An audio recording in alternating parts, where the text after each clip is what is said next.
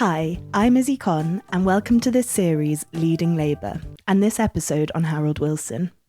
For the last year, I've been interviewing senior insiders and experts to understand the stories of each of the post-war Labour leaders.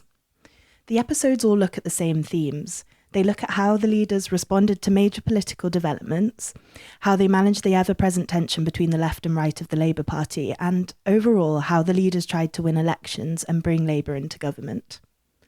Today we're looking at Harold Wilson. He became leader after Hugh Gaitskell's death in 1963 and led the party and the country as Prime Minister through the 60s and early 70s, an exciting but really turbulent time in Britain. Wilson's leadership left a lasting mark on the country and on the Labour Party, but views of his legacy have been divided ever since.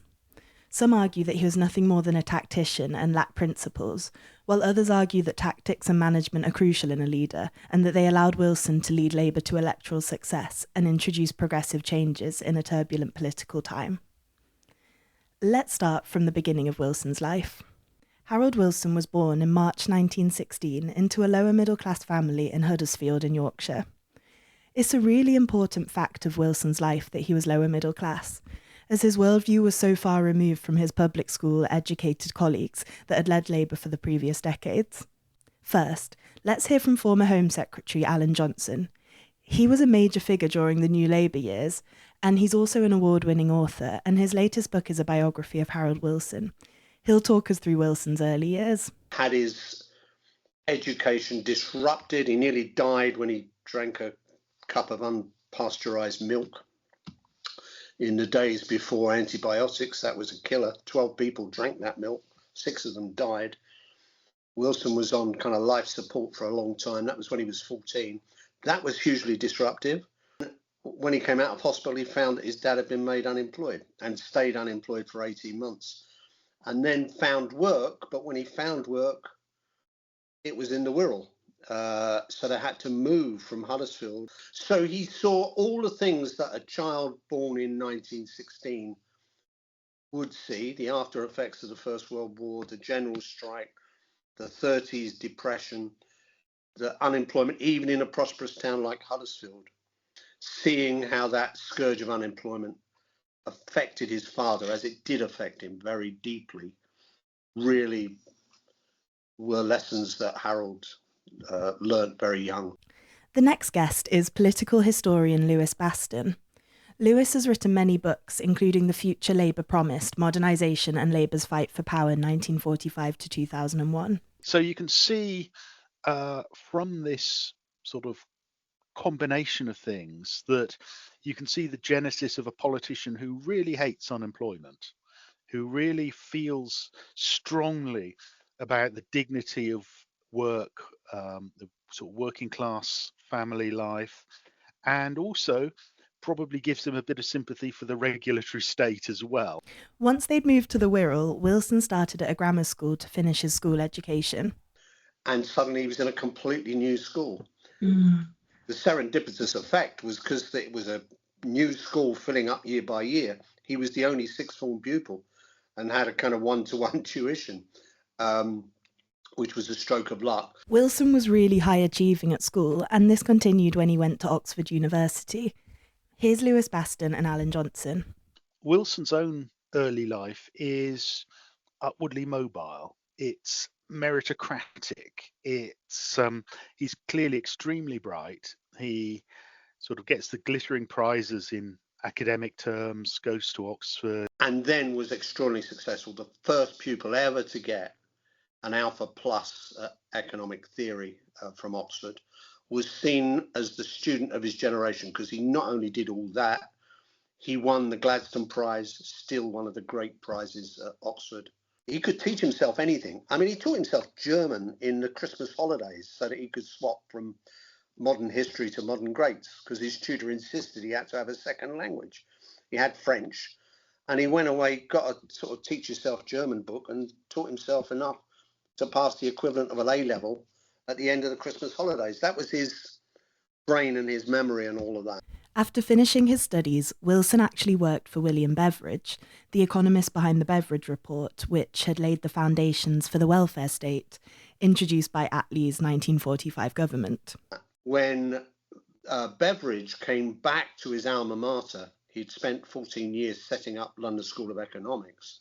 He came back to Oxford and was looking for a research assistant and was saying to his friends, do you know a good statistician? Well, they all knew a good statistician because Wilson had been such a tremendously successful student. He wasn't really working on what became the Beveridge Report. He was working on why unemployment was such a scourge of mature Western democracies, and they stayed friends for a long time. In fact, Beveridge was the man who advised him he should stand in the 1945 election. Wilson's family loved politics and constantly discussed it at home. Their hero was really the Liberal Prime Minister William Gladstone, and Wilson had a full-length portrait of him in his bedroom when he was growing up. But the family became Labour voters once Labour was established as a party. Wilson's uncle actually volunteered for Labour's founding father. Wilson's uncle was the election agent for Keir Hardie in Merthyr Tydfil. So very early on in the Wilson family, there'd been a link with Labour. After working as a civil servant, Wilson became an MP in Merseyside in the 45 election. Here's Lewis Baston. The other thing about his constituency is it gives him a second identity. He's a Yorkshireman. He's this very strong family background in Yorkshire, and he acquires this additional string to his bow, Merseyside. Ormskirk kind of effectively sort of within the orbit of Liverpool. Liverpool was very fashionable, obviously, in the early 60s with the Beatles and everything, and Wilson was kind of riding on that.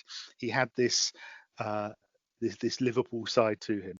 He quickly became a minister, but in his early days he didn't come across as the charismatic, pipe-smoking star that he became later. Here's Alan and Lewis. I think Attlee was his mentor, really. Attlee kind of latched onto this young, brilliant politician. Even before he'd taken his vow of his oath of allegiance, he was a minister. Attlee appointed him as a junior minister. It was almost unheard of that you become a minister straight away. It didn't do Wilson much good, incidentally, in terms of he didn't really pick up how Parliament worked, and his early speeches were described as mountainous sandwiches of tedium because he was too statistical. It was all statistics. He didn't learn the ropes, let's put it like that. We're used to the image of Wilson as being a sort of quick-witted, clever, funny man. When he was a cabinet minister in the late 40s, this didn't really come through at all. He was quite a dull figure. He was sort of very much all about the trade figures, and he cultivated this wit in opposition during the 50s. So by 1964, he is absolutely at the top of his powers. I don't think people in 1949-50 would necessarily say he was headed for the leadership of the Labour Party. He was very much engaged with some of the harder stuff of economics and not really a kind of popular electorate-facing minister in that government. As we heard in last week's episode on Hugh Gateskill, the Gateskillites and Bevanites were really important factions on the right and left in the 50s, and Wilson was aligned with the left. Here's Alan Johnson to go over what the division was about. Gateskill, in order to fund a shift to defence because of the Korean War starting, said we need to charge for glasses and teeth, dentistry, and all these free glasses that people were queuing up for after the war. Bevan, no surprise about this, made it a resignation issue. The surprise was Harold Wilson resigning with him. Wilson and Bevan's resignation from the cabinet over that meant that Wilson was stamped as a Bevanite, and the Bevanites were the left. An important part of Wilson's career was his political secretary, Marcia Williams. It was unusual at this time for a woman to have a key role. Women in political offices were usually secretaries, and rumours often swirled about Marcia. Marcia was well ahead of her time. She worked for Wilson from 1956. There weren't many women around in politics, not only in Parliament, but in, the back room, if you like, in the civil service and in the role that she was in, which was his political secretary, not just his personal secretary, but his political secretary. Some of his biographers give credit to Marcia Williams for kind of making him develop a common touch and express this wit. I mean, he's obviously always a clever guy with a fast working mind, but he somehow needed to acquire the confidence to be this sparky figure in public. In 2023, Linda McDougall wrote the first biography of Marcia, which provides a retelling of her life and the importance of Marcia to Wilson's career. Here's Linda. When Roy Hattersley was reviewing a book about Harold Wilson that came out last year, he mentioned how Harold Wilson really governed as a man alone. And that, I think, was a way that Harold Wilson was looked at. And Marcia was seen as something that you didn't really talk about. Roy Hattersley said that Wilson was a politician who made Britain a fairer place and whose shortcomings were trivial compared with his achievements. Now, I think for shortcomings, read Marcia. I mean, Marcia was someone who was there for the whole of the time that Harold Wilson was a politician, really. She became his secretary when he was quite a junior politician. She was there his whole political life. And Hattersley said, "I do not know, and I do not wish to know, the nature of the Wilson-Williams relationship." And that really sort of sums up the whole thing. Wilson's ultimate strength really was party management. And Alan tells us that early on Wilson recognised that for all the talk of the left and right of Labour, the key separation in his view was actually between the intellectual wing and the trade unionist wing. Wilson saw that was the kind of different, those were the two groups, not left and right, but pseudo-intellectuals, if you like, the intellectual wing, and the blue-collar, more pragmatic, Ernest Bevin, trade union side. Those were the two sides to keep together. Despite being aligned with the left, Wilson held top positions in Gaitskill's shadow cabinet, which solidified him as a potential leader. Wilson had aligned himself very closely with Gaitskill, had been his shadow chancellor very successfully, then his shadow foreign secretary. After Gaitskill died, Wilson stood for the leadership. Here's Lewis Baston and Alan Johnson.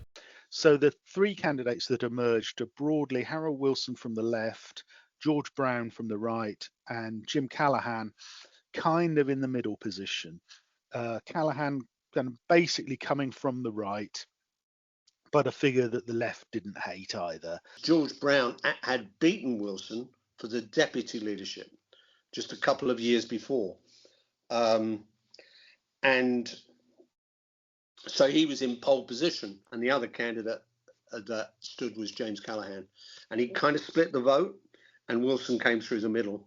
Wilson clear winner in that election, and took over and put his mark on the Labour Party very quickly. And once he became the leader, just as he'd been such a successful student, such a successful university don, such a successful civil servant, such a successful junior minister, such a successful, I would say, cabinet minister as president of Board of Trade, successful shadow chancellor, successful shadow foreign secretary.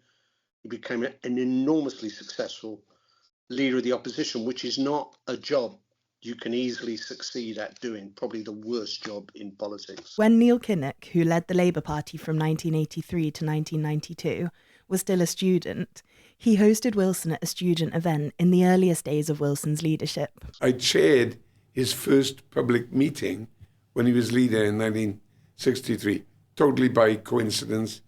He'd agreed months before to come to speak to the Student Socialist Society in Cardiff University. I was the chairman. I'd invited him, and he honoured that, unbelievably, the day after he was elected leader of the Labour Party in 1963. So I chaired his first public meeting in the Students' Union. Packed out, it was a wonderful meeting. Wilson wanted to change the party's key aims and the way it expressed its policies. In a private letter, when asked what he associated with socialism in the modern age, he wrote, "If there was one word, it is science. The scientific revolution would bring everyone wider opportunities. It would be a revolution of all of our people." He basically wanted to present that only a Labour government could harness the technological revolution for all, not just a small capitalist fringe. Wilson captured this view in his first conference speech as leader. Called the White Heat of Technology speech, it captured a national mood. He made probably the most famous speech that any leader of an opposition or any politician has made to their own party conference, the White Heat of Technology speech. For this episode, I also spoke to Helen Parr. Helen is Professor of Modern and Contemporary History at Keele University and is author of the book Britain's Policy Towards the European Community, Harold Wilson and Britain's World Role, 1964 to 1967. Here, she discussed the meaning of the White Heat speech. It was able to kind of take different strands of Labour Party thinking and bring them together into a sort of a programme for government, I suppose. So part of that was sort of harnessing scientific and administrative expertise, and that came from the Labour Party Research Department, which was headed at that time by Peter Shaw, who was on the right of the party.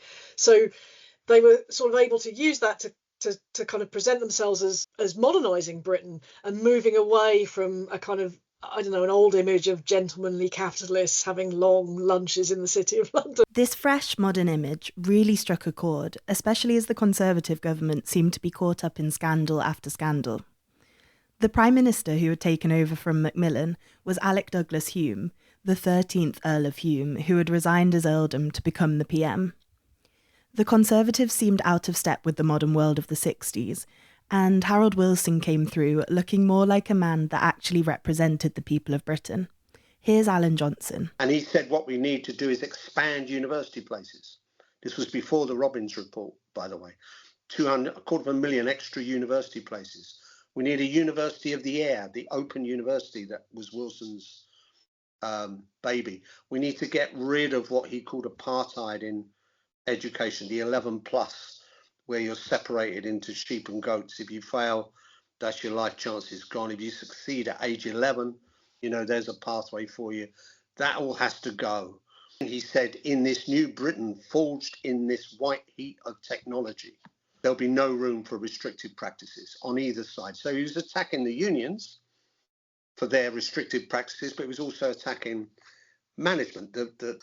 That set out what Wilson planned to do, to bring Britain into the 20th century. Obviously, Labour in the 50s had been plagued with division, and this really helped to heal some of that. It bridges quite a lot of these gaps that were there in the Labour Party between kind of revisionism and socialism and so on.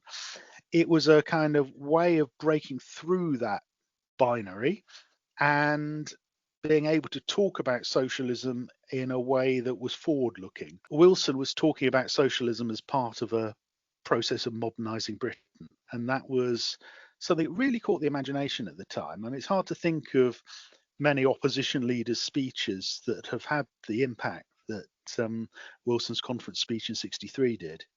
He was saying, look, we're living in the jet age in the 60s, but we're still governed by Edwardians, this Edwardian mentality. As a commentator on the radio said Wilson moved the Labour Party 50 years forward in 50 minutes in that speech. And it set out what, he planned to do and virtually won him the 64 election. Wilson was hugely electorally successful. He won 4 elections for Labour, losing in the 1970 election to Edward Heath. 4 wins is such a big achievement. It's the most any leader of Labour or of the Conservatives has ever won. Here's Helen Parr. He won general elections in 1964, 1966. So 1964, he was elected with a tiny majority. He increased that majority in 1966. He went out of government in 1970, but remained leader. Was able to form a minority government in February 1974, and then won a small majority in October 1974. So that's 4 general elections. It's a great record. He was able to present himself as kind of representing Britain as a much more sort of meritocratic, forward-looking, classless society. Wilson was also very good in public debates. He was a very agile kind of responder to heckling, and he came across well on television, which was still sort of relatively new format in 1964. His popularity ratings were huge, never seen again until Mr. Blair came along in the late 90s. So, those were the elections that Wilson won. But let's go back to 1964 and look at what Labour did when they first entered office with this intention of delivering the white heat of technological revolution. Wilson split the Treasury into two departments, the Treasury and the Department of Economic Affairs. The department was short-lived, but it showed that Wilson was prepared to make radical changes. Here's Helen Parr. The other aspect of the white heat of technological revolution was economic planning. It was moving away from those very divisive debates about public ownership in the 1950s, but rather Wilson sort of intended to use the resources of the state to set growth targets. It was an idea that advocated for a centrally planned economy.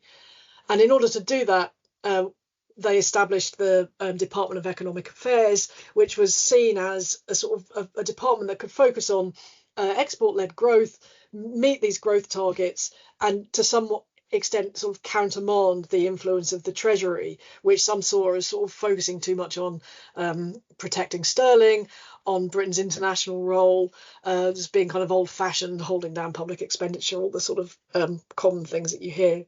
I also spoke to Jon Davis about the division of the Treasury.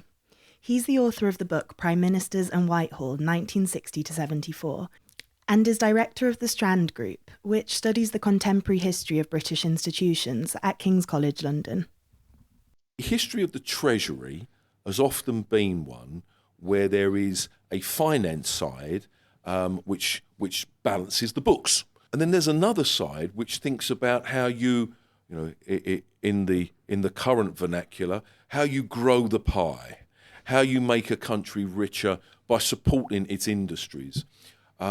And in effect, it's not quite like this, but in effect, that those two functions were divided with that economicsy function going to create the Department of Economic Affairs. It only lasted until 1969. In fact, it had been chopped up even from 1966, 67, 68 onwards, until there was nothing left. And so it didn't actually last an entire administration. As always with Wilson, there was also a tactical reason for creating this new ministry, and it was giving George Brown, his deputy leader, a job. Brown was seen as incredibly smart, but also a liability, mostly because of his issues with drinking. Here's Jon Davis again. It was absolutely partly that Wilson didn't want to give him one of the great offices of state, but needed to give him something commensurate with the fact that he was deputy leader of Labour. But also there was the idea that big economic decisions, and this all goes back to 1931, big economic decisions had often been the undoing of a Labour government, with the idea that big decisions shouldn't be just taken internally in the Treasury in consultation between the Chancellor and the Prime Minister. Big economic decisions should be democratically discussed around the cabinet table. An important part of Wilson's economic agenda was faster growth, brought about by higher investment. But Labour inherited an overheating economy and an exchange rate that was overvalued. Wilson took the decision very early not to devalue the pound. And some people argue, and revisionist Tony Crossland argued, that Labour should have devalued in 1964, and that might have then enabled them to meet those growth targets. But Wilson was very, very hesitant to devalue in 1964, partly because he only had a very slim majority of 3. Labour had devalued in 1949. He didn't want to label Labour as the party of devaluation. The government was faced with economic crisis in 1967. James Callaghan, the Chancellor, announced that the decision had been taken to devalue the pound by 14%. The next day, Wilson addressed the nation, saying, "From now, the pound abroad is worth 14% or so less in terms of other currencies. It does not mean, of course, that the pound here in Britain, in your pocket or purse or in your bank, has been devalued. He was trying to inspire confidence, but the press seized on his phrase, "the pound in your pocket has not been devalued," which wasn't really true, and it added to Wilson's reputation of being, in some ways, dishonest. And then, of course, Labour did devalue in November 1967. And Wilson famously made a speech in which he said the pound in your pocket has not been devalued.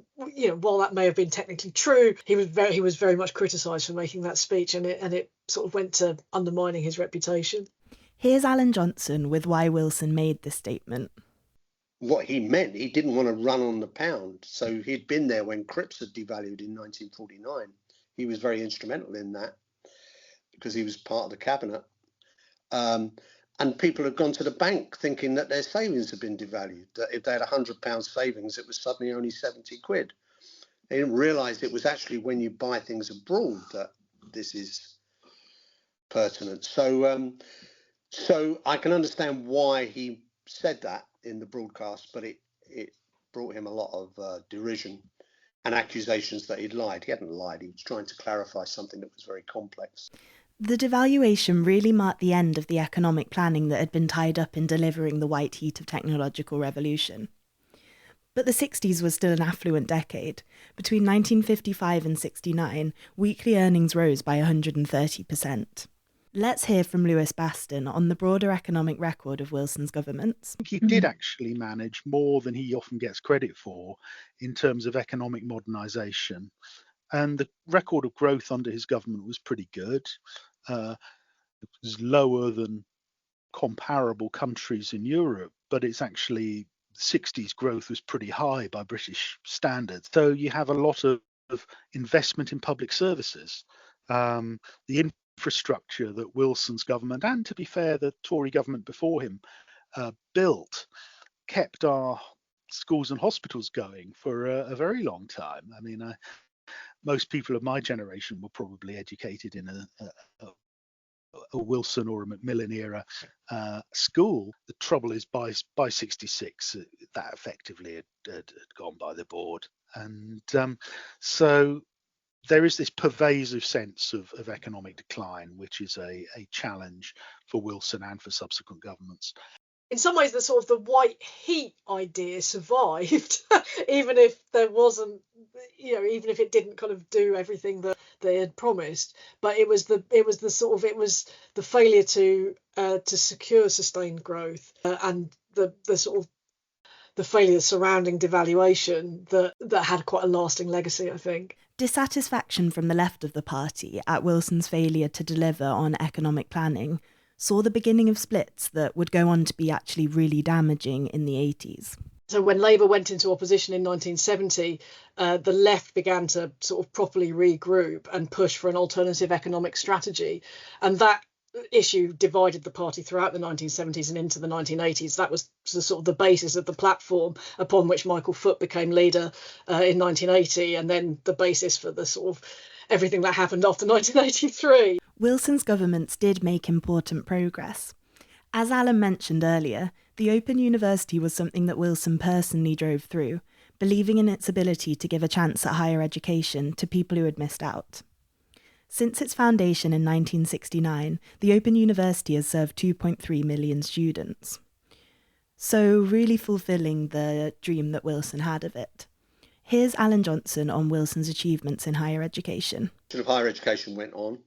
It still didn't change the kind of social class gap in higher education, but lots more women went into education, mainly middle class women, but that's great. And that expansion was very important. Let's hear from Lewis Baston and then Alan Johnson again on more of the government's achievements. It did lots of easier bits of modernisation, like decimal currency and stuff like that, and colour telly and all these things. A lot of these sort of things that we start taking for granted by the end of the 70s. First ever Redundancy Act, so that workers who were made redundant had some compensation. For me, one of the most distinct achievements of any Labour government ever are the vast social changes that were brought about by Wilson's governments. As part of the swinging 60s, which obviously included shifts in pop culture, fashion and music, Wilson's governments made life easier for many people through the social changes that they introduced. These changes were often triggered by backbenchers, but they were overseen by Home Secretary Roy Jenkins. So during the Wilson governments, they legalised abortion and legalised the birth control pill, stopped the use of the death penalty, legalised homosexual relations between men, introduced the first Race Relations Acts, which made it a civil offence to discriminate based on race or ethnicity in public areas, made the process of divorce much easier, gave women the ability to have financial independence by being able to open their own bank accounts, and really importantly, actually, they reduced censorship, meaning that people were more free to speak out against injustice. The first ever Race Relations Act. Wilson was vehemently against racism, and there was lots of it about. I remember going to school, seeing those signs in shop windows, room to let, no Irish, no dogs, no blacks. I mean, it was appalling. He introduced the first legislation to protect ethnic minorities. Then you had the Jenkins stuff that Jenkins couldn't have done without Wilson. I also spoke to David Owen, who was a minister in all of the Wilson governments. Here's his view about these changes. I think he did a lot of good for many people. I think he had many of the right priorities: improve housing, have greater wealth for the poor, have an understanding of how deeply entrenched poverty is. And then also a recognition that though he was not a great liberal with a small L, we had a big parliamentary majority, but he had no money to spend. So he let Roy Jenkins as Home Secretary, who was, liberal in all of these areas. So we had divorce law reform, abortion law reform, homosexual law reform, all brought in and had a profound effect on British society. So in a way, the Wilson government has a record of changing Britain for good that very few others have. He wasn't instinctively a reformer on all of these things. He let others do it. But it could only be done. You only get a private member's bill through if you get the support of the government behind it. And believe me, I know, because I've been there, the only way you get the support of government is if the Prime Minister is in favour of it. So they were Wilson's reforms. It becomes a much more equal, free society during his time. He regarded, I think, the social reforms as necessary, as part of the modernisation of society. Lowering the voting age from 21 to 18, the first major democracy to do that under Wilson. And of course, at the same time, what was going on in fashion and music, the Beatles and all of that, was bringing Britain into a modern age. Here's historian Edmund Fawcett. Labour contributed to a change of what you call sort of ethico-cultural climate, which we all take for granted, but was never to be taken for granted and had to be fought for. Now, let's look at Wilson's relationship with the press, which obviously is so often a disadvantage for Labour leaders.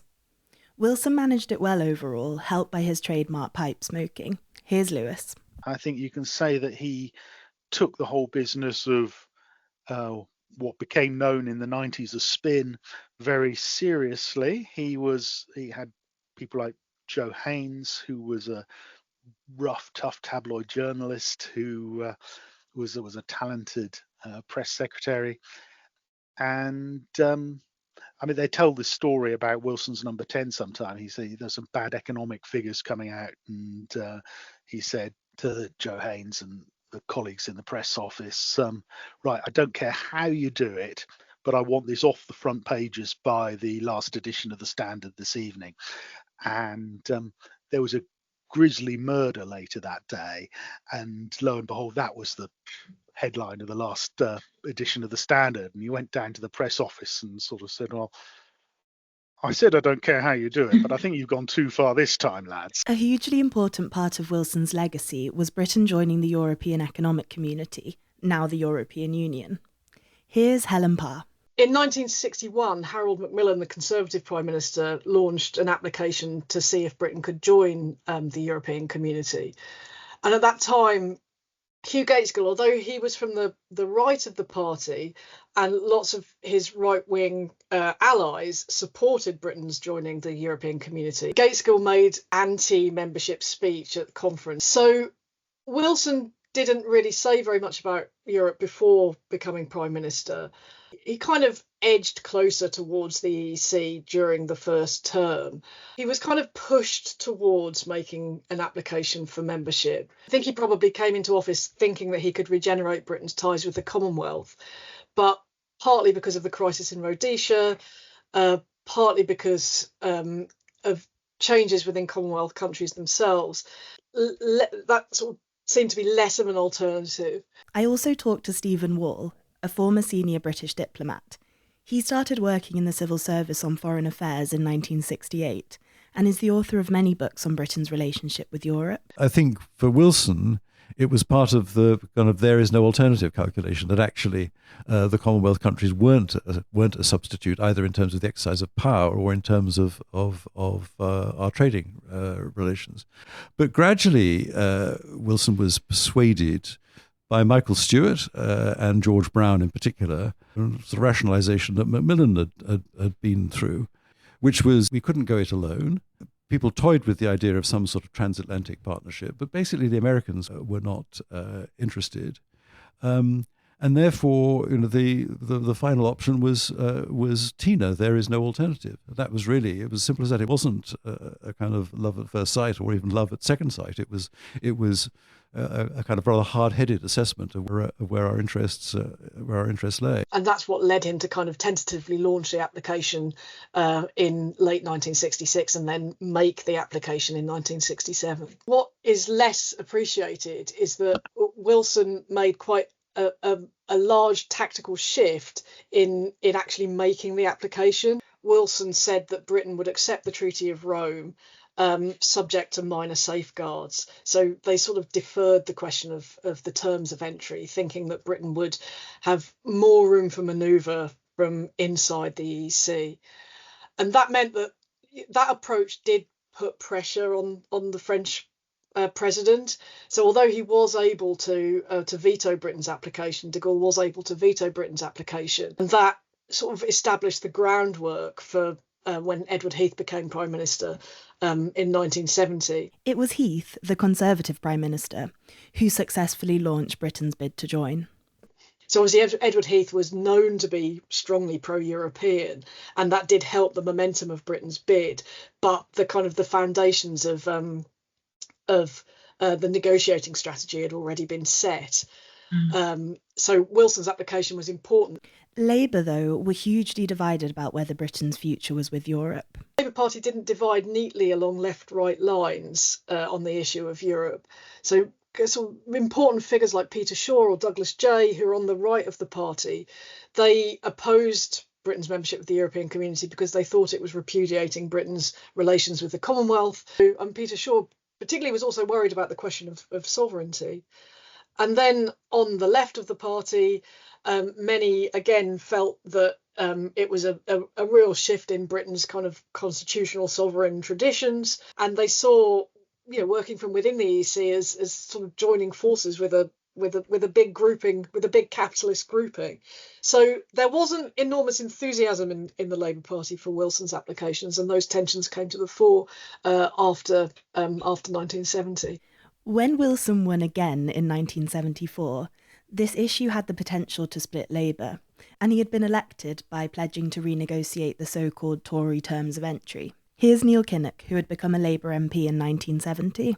Because of preoccupation with the European issue, which presented its own particular form of division in the Labour movement, tended to slightly diminish the intensity of left-right argument, debate between latter-day Gaitskillites, Jenkinsites and Tribunites. Wilson called Britain's first ever national referendum in 1975 on whether Britain should remain in the EEC. When the party was therefore deadlocked over the stance on the European community, he resorted, and that's the only word for it, to what had been initially dismissed as a daft idea from Tony Benn. of having a referendum. Just about everybody who was serious ever about politics took Attlee's view, in my view still the correct view, that plebiscites are the playthings of potential dictators. And Attlee took that instance mainly from the experience of Hitler and Mussolini. And I don't think he was wrong. Stephen Wall was working in the Foreign Office at this time and saw that behind the scenes Callaghan and Wilson were working hard to ensure that the result would be to stay in.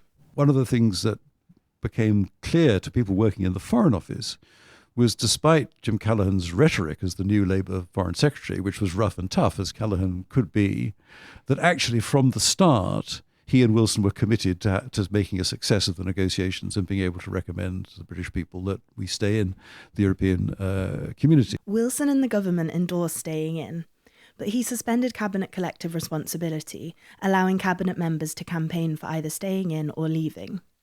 7 of 23 campaigned to leave. Here's Helen Parr. Cabinet collective responsibility was suspended and people were allowed to campaign in the way that they wanted.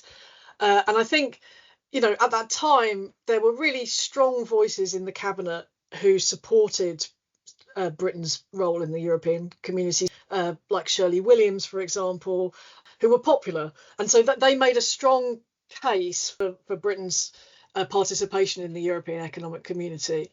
And then on the other hand, if you think about the way in which the referendum in 1975 was different to in 2016, in 1975, the press were in favour of Britain's membership, Conservative Party were in favour of Britain's membership, big business was in favour of Britain's membership. So in that sense, the opponents of Britain's membership could be made to look, or could appear to be, sort of more on the fringes of British politics. The Leave side in 1975 didn't seem that appealing. You had the sort of perhaps slightly odd spectacle of an MP like Tony Benn or Michael Foot, very much on the left, campaigning with an MP like Enoch Powell, very much on the right. Wilson himself supported the official Yes campaign. He adopted more of a managerial role in managing party tensions rather than leading the campaign. He basically tried to stay above the fray to prevent an actual split in the party. Because of that climate and because of the fact that there were strong voices within the cabinet speaking in favour of membership of the European community, Wilson was able to maintain a sort of stance of slightly detached support. Mm-hmm. So he was able to take the view, I don't really like this, but I've weighed up the options and I think it's the right thing to do. And he could do that quite convincingly in 1975. I think it was much harder for David Cameron to do that in 2016. Here's Stephen Wall. On a high turnout, the result was 66% in favour of remaining. And I think there was not a universal feeling. There were people like Enoch Powell on the Tory anti-side who could see it being revisited. But certainly, I was in my 20s at the time. I thought, well, we'll go on grumbling about the European community, but this is it, really. It's kind of, it's resolved. So why did Britain vote to stay in 1975? There were a number of factors. One was the fact that the European community was prosperous and we weren't, and we wanted to have, a share in that prosperity. The other, I think, was kind of fear of Russia. And then basically, the people who were trusted by the public were on the side of staying in. Here's Neil Kinnock, who had actually campaigned to leave. Harold did it as a convenience. And with the licenses he granted to everybody to speak as they felt, we got through it. I think the lessons of it were largely ignored. This period has such clear parallels with the referendum in 2016. When David Cameron announced the referendum, many newspaper headlines called him the new Harold Wilson. Helen talks us through the influence of this period on Cameron and on Jeremy Corbyn, who was the Labour leader in the 2016 referendum. Corbyn's intellectual heritage was so much associated with the Labour left from this period that it was harder for him to maintain that kind of studied neutrality. The unintended legacies of Wilson's strategy was, I think, that it led David Cameron to look back on this period and to assume that referendum on EEC, then EU membership, would vote in favour of the status quo because it had done before. And in 1975, it was a resounding vote in favour of the status quo, 67%. Another key international aspect of Wilson's period was the empire. It was still really important, and decolonisation continued. Many senior Labour figures believed that Britain still had a key role to play in helping former colonial subjects, in a highly paternalistic way. Wilson's government created the new Ministry of Overseas Development to aid this. Historians have argued that policies were often based on questionable assumptions of Britain as a paternal figure. Here's Charlotte Lydia Riley, author of Imperial Ireland, A History of Empire in Modern Britain, with more. Wilson is a really interesting character when it comes to empire, actually, because on one hand, it's very easy to talk about him as someone who's like predominantly domestically minded and has these kind of domestic concerns. But actually, he wrote an entire book about Britain's moral responsibility to the developing world. And he writes a book in 1953 called A War on World Poverty, an appeal to the conscience of mankind, which is all about like aid and the need for aid and the need to kind of work with the developing world. It's the Wilson government who sets up the Ministry for Overseas Development in 1964, which is led by Barbara Castle, and this is the first time that a ministry has been responsible for both like foreign aid and also colonial aid. It's all in one place, becomes like an aid agenda.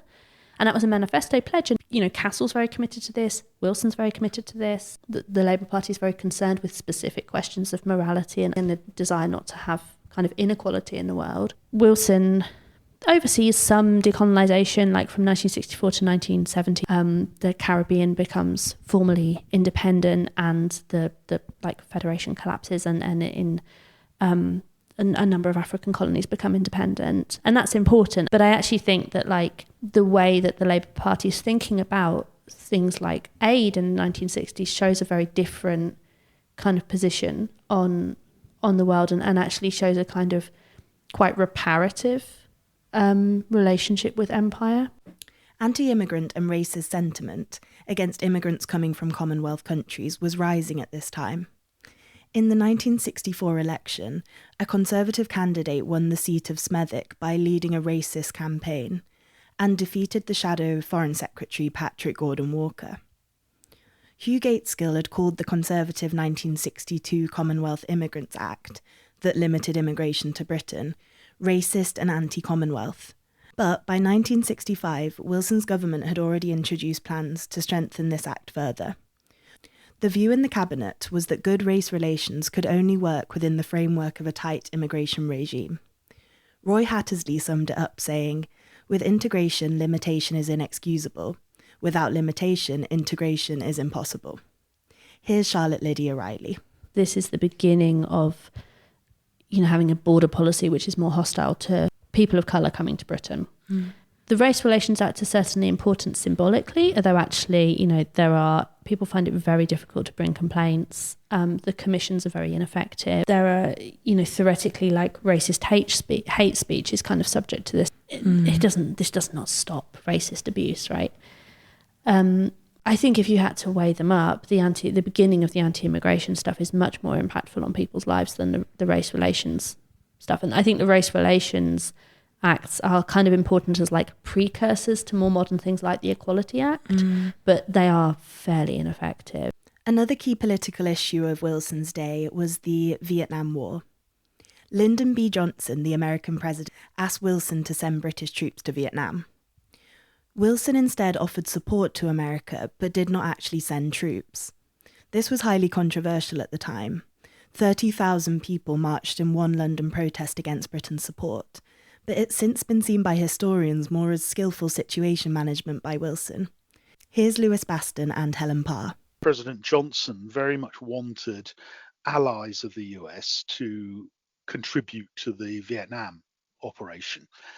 And Wilson gave Johnson all the support he could short of actually doing anything. Wilson refused at quite some sort of cost of friction with the US to send any British forces there. And I think history judges him highly for this. People at the time didn't. People who were on the left really quite despised Wilson for his attitude to Vietnam. There was a sense that his foreign policy was a rather immoral and grubby business. That's one of the ways in which his reputation has been revised. I mean, perhaps particularly in contrast to sort of Blair's decision making over the Iraq War. After that point, Wilson was kind of held up as an example of how it was possible to, to still be an American ally and yet not send British troops to support American troops in what was an unpopular war in both cases. An issue that really troubled the later part of Wilson's time as leader was industrial relations. In the late 60s, the number of unofficial strikes, termed wildcat strikes, those not backed by the national union leaderships, had risen. Until 1969, the Ministry of Labour estimated that 95% of all strikes were unofficial. Edward Heath's government of 70 to 74 had been brought down by strike action, which included the 3-day week. Barbara Castle, Wilson's employment secretary, drafted a white paper called In Place of Strife, which proposed laws to reduce the power of the trade unions. Here's Alan Johnson, whose background was in the union movement, and Helen Parr. The one thing he didn't do, he tried to reform the unions because there were all these wildcat walkouts, no ballots, no endorsement from union headquarters. People just walked out, and it was becoming really serious problem. Wilson, with his kind of left-wing heritage, and Barbara Castle, who was also sort of renownedly from the left of the party, worked to try to reach an agreement with the trade unions that would sort of aim to curtail trade union power by introducing a secret ballot before strikes, having a cooling off period, and worker involvement in settling pay disputes. But the proposed white paper In Place of Strife was rejected by the unions and from within the Labour Party, and it never became law. Arguably, sort of Labour's failure to resolve that issue kind of set the scene for the industrial disputes of the 1970s and, even arguably kind of leading into the 1980s. I spoke to trade unionist, former president of the TUC, John Edmonds. John remembers the time we're talking about really well. He was working for GMWU, the forerunner of GMB, and can give us the trade unionist view. The sound quality in this interview isn't as clear, but it's still really important to hear what John's saying. He was totally frustrated by what was called wildcat strikes. In some way we always have to talk in Daily Mail language, but anyway, that's what they were called. He was told repeatedly that the way to solve wildcat strikes was to have proper representation in workplaces, proper negotiations and so on. And it was usually when the systems which were inadequate broke down that people said, oh, sod that, let's take the action ourselves. But he thought that it would be possible to control all of this by changes in the law. At one time, almost every day, one of the headlines was about some strike somewhere. There weren't that many strikes, but they certainly captured a great deal of attention. I think he lost his temper with it. So he does his own thing with a bit of help from Barbara Castle, and it all goes wrong, and eventually he has to back down because what the solution that he was trying to impose, the change in the law, he kept being told that he would get into terrible legal difficulties, and he was told by his own advisors right from the beginning it was just stupid. But the other way is hard work, and it really would have meant a lot of work with the trade unions and so on. He wasn't terribly interested in that anyway. Here's Alan Johnson. And the unions would have nothing to do with even the quite moderate reforms that Barbara Castle was putting forward in. What happened, of course, is in the end, Thatcher came in and did a far more thorough job, and the trade union movement never recovered. It's still at 6 million as opposed to 13 million when Wilson was the Prime Minister. We've looked at the biggest events of Wilson's leadership and the policies he brought in. Let's look at some of his leadership strengths, which mainly lay in party management, which really is almost the most vital skill for successful Labour leaders. Here's Helen Parr, Lewis Baston and Alan Johnson.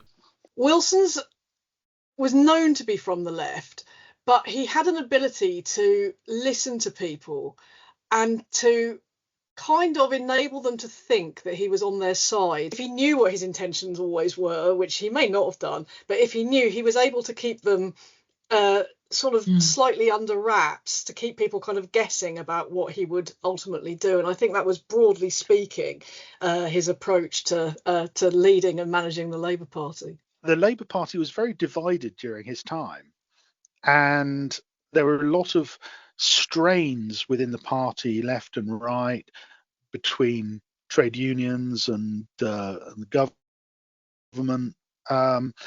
And Wilson held it all together. He was a pretty effective manager of a very talented and diverse crew of intellects in his cabinets. You have to look at that era, those big beasts you talk about on left and right, you know, whether it was Dennis Healey, whether it was Tony Benn, who was very much a Wilson protege at one stage. You had the Jenkins crowd, you had Crossland, you had Crossman, you had Barbara Castle, his great ally, the other women that Wilson promoted, Joan Lester, Judith Hart, Michael Foot on the left, intellectual left. David Owen recalls being the subject of some of these management skills. I got called to number 10 late at night. Never been there before in my life. I was having dinner with a Labour MP, and the sole subject was how to get rid of Harold Wilson. And a messenger came in and said, "You've got an urgent message to go to number 10. So I went to number 10. Police didn't open the door. We didn't have any of this security. And he said, "You see the Prime Minister in the Cabinet Room." I said, where is that? And he said, "Just straight down, end of the corridor." And there was Wilson, puffing away at his pipe, just by himself. The chair, I was entered in. "Sit down, David," he said. He didn't beat about the bush. He said, "I want to make you Parliamentary Under-Secretary for the Royal Navy."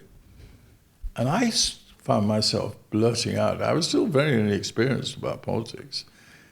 "But Harold, I'm one of your biggest critics." Puff, puff on his pipe. A twinkle in his eye. "But you can't be now," he said. There would often be quite long, drawn-out cabinet meetings, I think, where he would allow people to sort of put all of their points of view and then sort of summarise it afterwards.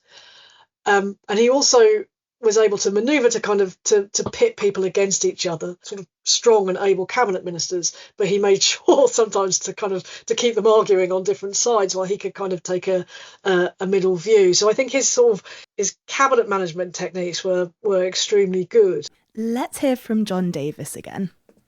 When you read about those late nights, which became known as the kitchen cabinet, which to my reading very rarely, made decisions on policy, but it was all about drinking the prime ministerial brandy and the gossip and tittle-tattle of who's up, who's down, and that whole politics as a never-ending soap opera. And I think that Harold Wilson's approach to politics and the way that he handled his party is very similar to that. He understood that Labour was so complicated, so rich, but often pulling in different directions. And Wilson really enjoyed trading one off against the other. Keeping those two wings, as I said earlier, together, the intellectuals and the blue collars together, was a crucial part of what he managed to do. Wilson is the chart-topping success in winning elections. And if you're a leader of a political party, that is ultimately what it's about. One of them by a kind of a whisker and two of them by not that much more than that. But he did secure Labour in power for a continuous period. What made him so electorally successful? He was a master of all those political arts. He could deal with heckling crowds totally effectively. And in those days, you had great public meetings in town halls and all that. He was great on the telly. He was great with the media. He was relaxed. He was charming. Wilson had a great image. He had this everyman image. He was actually genuinely a part of British working class culture. He liked Coronation Street. He liked Morecambe and Wise. He was really of the people, but he had this thing also that he was the everyman with brains and who pursued his kind of meritocratic career. But let's also look at his weaknesses. Here's Lewis Baston again and Helen Parr. The negative side of Wilson, I guess, is you can say that he lacks the courage of his convictions sometimes. He lacked the ability to see through the planning policy, the kind of full strength white heat programme. He lacked the strength of purpose to see through in place of strife. At the time, he was seen as quite a cynical politician who was focused primarily on tactics rather than on principles. I suppose his weaknesses were that people were often not sure what he wanted to do. People saw him as unprincipled, endlessly kind of shifting. He could give completely opposing groups of people the impression that he supported them. So people were often unsure about what actually his intentions were. But Alan Johnson says that tactics are just crucial in being a political leader. Tactics is really important if you're going to get through. As Harold Wilson has said, a week is a long time in politics. If you're going to get through from A to B, you need tactics. And your policy is what you've set out in the manifesto. Whether it's tactics or strategy, I have these arguments with people like Alistair Campbell all the time. Wilson was never in a position to sit back and think, now, why don't I get my policy and my strategy and my tactics? He was rushing from one issue to another. So Wilson stepped down in 1976, 2 years into that parliament, passing on to his successor, James Callaghan, who we'll obviously look at next week. Here's Lewis Baston and Helen Parr. Wilson had a slightly paranoid side to his character as well. In fairness, there were people plotting against him, sort of politically within the cabinet, and also in a murkier kind of way, there were people out to get him in the 70s. So his paranoia was partly justified, but it did get in the way. And he was kind of a bit obsessed with seeing off challenges from wherever they came. Wilson stepped down in 1976, and he did so probably largely because he was tired and because the same issues were coming round and round again in the Labour Party. And I think he had probably sort of, he could have carried on trying to solve them in the same ways that he always had. But I think he'd kind of grown weary of trying to do so. And he'd always said that he would retire when he reached a certain age. And so he did. Also, that this 74-76 period is really kind of paranoid. And it's a very interesting spiritorial atmosphere around Wilson's number 10. Wilson was preoccupied by threats against him. If you read the memoirs of people who were with him at this time, they tend to say that it was health, that he could see, what was it called, sort of glimmerings of twilight. He was drinking quite a lot at this stage as well, which can't have helped. And the tensions in the court around him between sort of Joe Haynes and Marcia Falkender and so on were pretty extreme. So he wasn't having any fun. I think also he could look forward and see that there would be a need for some really tough decisions politically in the next few years. Sort of perhaps his view was that his skill set was suitable for it. Scandal actually followed Wilson out of office. In his resignation honours, where outgoing prime ministers suggest peerages or other titles to a list of people of their choosing, Wilson's were nicknamed the Lavender List and were really controversial because he gave honours to several really wealthy businessmen who appeared to have nothing to do with him or the Labour Party. People who he put in the Lords added another dimension to what was an extraordinary fall. He'd had an amazing rise, but then after he'd stepped down, virtually no one was lauding Harold Wilson, who'd been the giant of politics, for at least a decade. So that was the story of Harold Wilson's leadership. Let's hear from Helen, Lewis and Alan on his legacy on the country and on the Labour Party, and how the view of him has changed in the years since he resigned. The historiographical kind of re-evaluation sort of started in the 1990s. I mean, Ben Pimlott's biography of Harold Wilson, I think, did a lot to change the way we looked at him. And probably it was partly, looking at him over the longer term and situating his prime ministership within the context of, wider things that are going on in Britain. He was always seen as a skilled tactician, but that his ability to hold the Labour Party together while at the same time sort of trying to address those long-term, more structural issues came to be seen as a more significant achievement. I think the fact that he was northern, from a lower middle class family, he got to where he got to through intelligence, education and hard work, did leave a legacy on the country, because it was a change.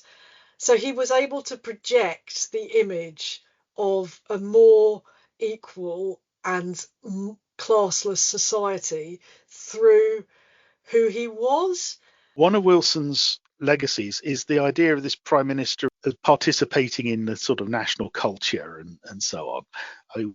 It's very hard to imagine post-Wilson any prime minister not kind of being performative in their support of the England and any other UK national squads in an international football championship. He made Labour, rather than being a kind of rebel force or a party that comes in, does reforms and goes away again, he actually cemented Labour's role as a party of government. Wilson was steeped in the things that made people's lives better. If you were black or from an ethnic minority, here's a Wilson law that will help to protect you. If you're trapped in an unhappy marriage, here's a Wilson law to protect you. If you're gay, here's a Wilson. If you're a pregnant girl and can't get an abortion, here's Wilson giving you control of your own fertility. Health and Safety Act, this was in his final years. The deaths on Britain's factory floors suddenly reduced by 80% in 2 years because of the Health and Safety Act. But he realised that you only won from the centre ground, and he won and won and won and won. 4 elections, 1 referendum. In the end, he made it clear that he wasn't a Bevanite, he wasn't in any camp, he wasn't a Gaitskellite, he was Wilson. Thanks so much for listening to this Leading Labour episode on Harold Wilson. Today we heard from Alan Johnson, Lewis Baston, Helen Parr, Jon Davis, David Owen, Stephen Wall, Charlotte Lydia Riley, Edmund Fawcett and John Edmonds. The links to read more about them, as well as links to buy their fantastic books, are in the description of this episode. Next week will be on Wilson's successor, James Callaghan, leader of the party from 1976 to 1980. Please subscribe so you don't miss out on future episodes. This episode was research presented and produced by me, Izzy Conn, at the Institute of Historical Research. Special thanks to Will Barber-Taylor for editing and additional research, and Francesca Lorden for the artwork on this episode. Music is by Rickard Fromm.